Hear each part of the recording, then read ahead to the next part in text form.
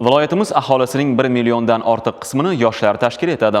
Ularni bo'sh vaqtini mazmunli o'tkazishlari uchun zarur sharoitlar yaratish, manligini ta'minlash va iste'dodlarini rivojlantirishlari uchun qo'llab-quvvatlash hamisha eng ustuvor vazifalardan hisoblangan.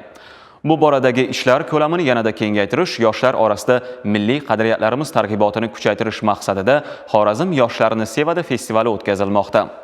Kuni kecha bog'otlik yoshlar uchun tashkil etilgan festival tafsilotlari muxbirimiz lavhasidan o'rin olgan.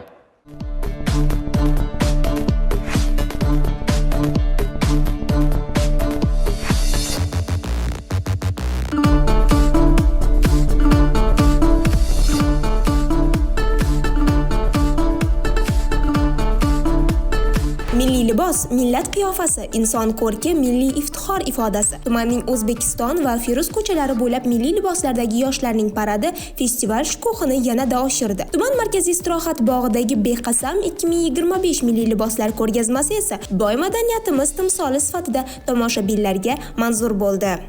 Hozirgi kunda viloyatimiz bo'ylab Xorazm yoshlarni sevadi festivaliga start berilgan. Aynan bugun Bog'ot tumanida Urganch davlat pedagogika instituti nomidan ishtirok etyapmiz. Ko'rib turibmiz, festivalda xalq o'yinlari, turli tuman ko'rgazmalar, liboslar ko'rgazmalari bilan ishtirokchilar o'zining munosib hissasini qo'shib ishtirok etishmoqda. Milliy liboslar talabalar orasida hozirga keng ommaga kirgan. Har haftaning juma kunida milliy liboslar kuni munosabati bilan hamma talabalar 100% milliy liboslarda kelib ishtirok etishmoqda.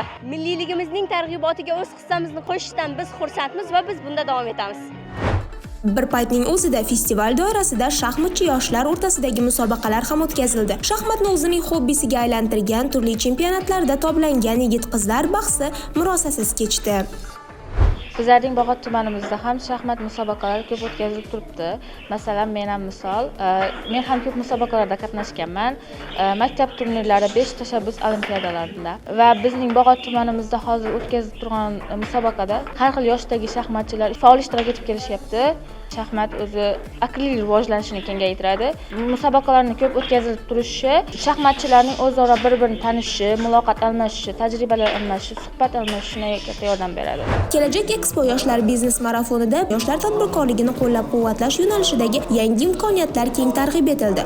Shu yerning o'zida Bog'ot tumani hokimi va viloyat prokurorining o'rinbosari bir guruh otaliqqa olingan va ijtimoiy himoyaga muhtoj yoshlar bilan uchrashdi. Ularni qiynayotgan kontrakt to'lash, ishga joylashish, tadbirkorlik qilish, kredit ajratish kabi masalalardagi murojaatlarini tingladi. Har bitta masalani hal qilish maqsadida ularni chuqur o'rganib, vakolat doirasida yordam berish choralari ko'rildi.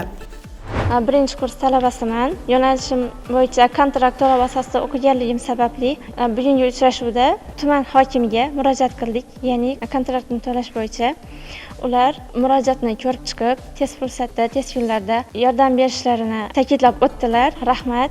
Bizni muammolarimizni eshitib, har birini yordam beramiz deyotganlari uchun. Tuman markaziy istirohat bog'idagi jarayonlarda kun davomida yoshlar uchun Men ham harbiy bo'laman ko'rgazmalari, bo'sh ish o'rinlari yarmarkasi, Yoshlar ishlari agentligi tashabbusi bilan ishlab chiqilgan ilovalar targ'iboti, sport musobaqalari, milliy o'yinlar va madaniy chiqishlar namoyish qilindi.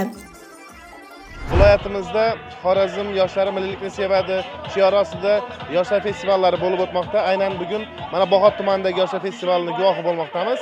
Bu kabi tadbirlar yoshlarimiz orasida ko'tarinki ruh, kayfiyat baxsh etadi va yaqinlashib kelayotgan Navro'z bayramlarini ham yaxshi kayfiyatda kutib olishlariga o'z hissasini qo'shadi desam mubolag'a bo'lmaydi. Bundan tashqari mana shu festival doirasida viloyatimizdagi barcha tuman va shaharlarda o'tkazishni rejalashtirganmiz va ushbu festivallar doirasida 300 mingga yaqin yoshlarimizni qamrab olib, ularning mana shu milliy qadriyatlarimizga bo'lgan hurmatini yanada yuksaltirishga, vatanparvarlik ruhida tarbiyalanishiga o'z hissamizni qo'shmoqchimiz. Bir-biridan qiziqarli loyihalar bilan o'tgan festival milliy qadriyatlarimizning faol targ'ibotchilariga aylanayotgan hudud yigit-qizlari uchun ajoyib taassurotlarga boy bo'ldi. Festivalning final qismi konsert dasturida ijro qilingan kuy-qo'shiqlar esa yoshlarga haqiqiy shijoat ulashdi. Xorazm yoshlarni sevadi festivali viloyat bo'ylab davom etmoqda.